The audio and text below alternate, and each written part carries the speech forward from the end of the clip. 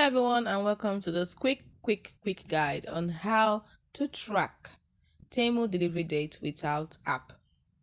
So the first thing you need to do is launch a browser. At the top search bar, type in login, login, login. You will see Temu login itself.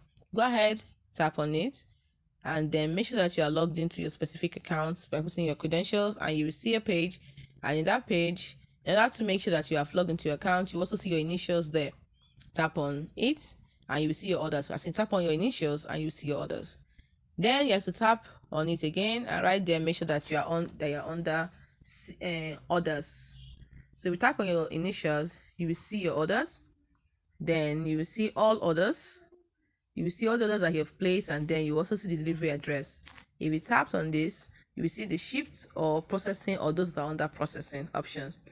So if your order is still being processed, you will see the delivery date, and that's how you can solve this problem.